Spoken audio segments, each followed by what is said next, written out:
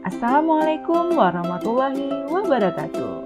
Salam bahagia. Apa kabar guru-guru hebat semuanya? Semoga kita selalu dalam keadaan sehat walafiat. Baiklah, perkenalkan, saya Ulfa Raudah, CGP Angkatan 6 Kabupaten Aceh Singkil, akan menjelaskan kesimpulan dan refleksi pemikiran Ki Hajar Dewantara. Selamat menyaksikan. Dasar pemikiran Ki Hajar Dewantara. 1. Pendidikan yang menuntun. Menurut Ki Hajar Dewantara, tujuan pendidikan adalah menuntun siswa-siswi kita agar mencapai keselamatan dan kebahagiaan yang setinggi-tingginya, baik sebagai manusia maupun sebagai anggota masyarakat. Di sini, Ki Hajar Dewantara ingin kita hanya menuntun, bukan menuntut, sehingga beliau memiliki trilogi pendidikan di mana guru harus memberi suri teladan kepada siswa, guru harus memberi semangat kepada siswa, dan guru harus menjadi pendorong atau motivasi kepada siswa.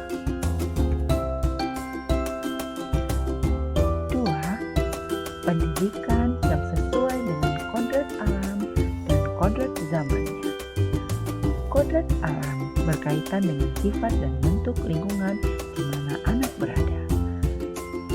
Maksudnya yaitu konteks lokal sosial budaya murid di wilayah yang lain dengan wilayah kita memiliki karakteristik yang berbeda, sehingga murid-murid tersebut tidak bisa kita samakan.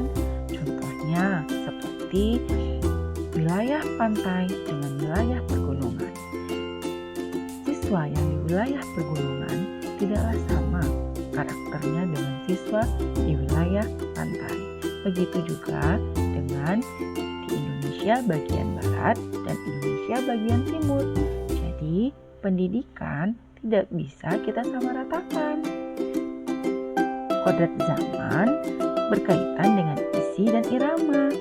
Maksudnya yaitu pada saat ini pendidikan menekankan pada kemampuan anak untuk memiliki keterampilan abad ke-21. Akan tetapi, pengaruh dari luar harus tetap kita saring ya. Guru-guru hebat dengan tetap mengutamakan kearifan lokal, sosial, budaya di Indonesia. Sehingga zaman yang dimaksud di sini adalah zaman di mana konten pengetahuan tidak bertentangan dengan nilai-nilai kemanusiaan dan konteks sosial budaya. Sehingga kita mampu mendidik anak-anak kita dengan cara yang sesuai dengan tuntutan alam dan zamannya sendiri. 3. Budi pekerti. Dalam pendidikan, budi pekerti mampu menghasilkan pengetahuan atau kognitivitas, sifat atau afektif, sehingga mampu menghasilkan keterampilan atau karya atau psikomotorik. Budi pekerti didapatkan awal mulanya dari keluarga, di mana keluarga dapat menjadi tempat yang utama untuk melatih pendidikan sosial dan karakter baik bagi seorang anak. Dan keluarga tempat bersemayamnya pendidikan yang sempurna bagi anak untuk pembentukan watak individualnya. Keluarga juga bisa untuk mempersiapkan hidup anak dalam bermasyarakat dibanding dengan institusi pendidikan lainnya. Keluarga juga dapat menjadikan teladan, tuntunan, pengajaran dari orang tua. Dan keluarga juga dapat menjadi tempat berinteraksi sosial antara kakak dan adik. Jadi, intinya awal mula pendidikan berada di dalam keluarga. Perlunya kita untuk bekerja sama dengan orang tua dan keluarga sehingga terciptalah pendidikan yang baik.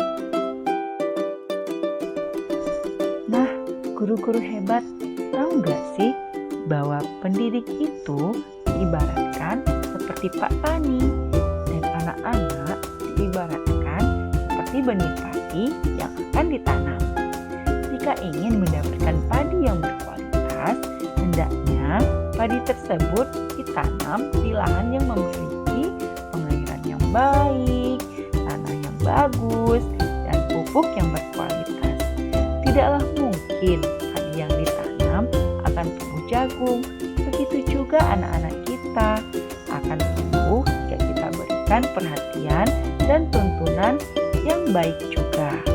Nah, para pendidik, ingat kembali ya bahwa kita harusnya menuntun dan kita juga harus menjadi suri teladan jika kita berada di depan, dan kita juga harus tetap terus memberi semangat kepada siswa-siswi kita. Dan jangan lupa kita juga harus menjadi pendorong mereka sehingga mereka akan menjadi siswa yang merdeka belajar dan menjadi pelajar yang Pancasila. Saya mempelajari tentang Ki Hajar Dewantara, awalnya saya mempercayai bahwa siswa-siswi saya itu adalah murid yang harus memiliki skill yang berbeda-beda.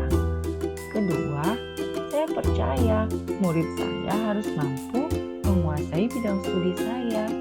Ketiga, harus mengikuti KKM yang telah disesuaikan global untuk semua siswa di dalam satu kelas.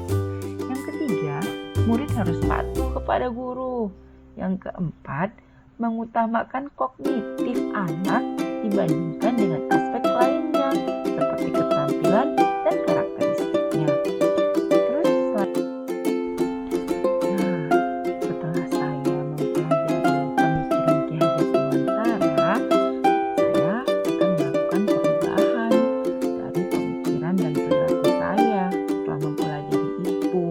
Yang pertama adalah saya lebih membuat pola belajar yang mengikuti minat siswa.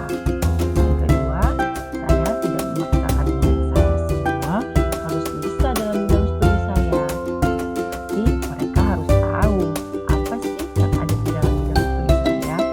Yang ketiga, tidak membuat KKM yang global, tapi dibuat sesuai kemampuan siswa. Yang keempat, tidak hanya melihat kognitif anak, tapi harus dilihat dari segi afektif dan segi psikomotoriknya.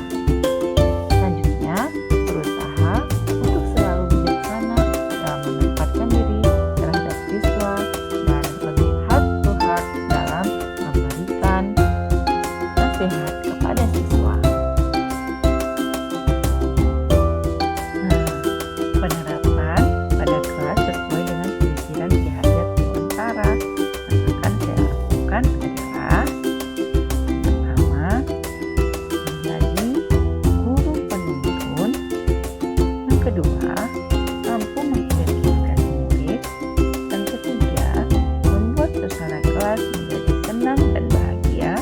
Keempat, melakukan proses pembelajaran. Demikianlah pemaparan saya tentang kesimpulan dan juga refleksi dalam pemikiran Ki Hajar Dewantara. Pesan untuk diri saya dan juga untuk guru-guru hebat di luar sana: bentuklah komunitas belajar yang menciptakan rasa takjub dan kasmaran secara spiritual, intelektual, dan sosial untuk mencapai keselamatan dan kebahagiaan sebagai manusia, sehingga menghasilkan merdeka belajar dan merdeka mengajar, dan menghasilkan pelajar yang Pancasila. Baik, seluruh guru-guru hebat, semoga kita selalu akan menjadi guru-guru yang dicintai dan dirindukan oleh siswa-siswa kita. Demikianlah yang dapat saya sampaikan. Mohon maaf apabila ada kesalahan. Wabillahi taufiq wal hidayah. Wassalamualaikum warahmatullahi wabarakatuh. Salam bahagia, salam guru penggerak.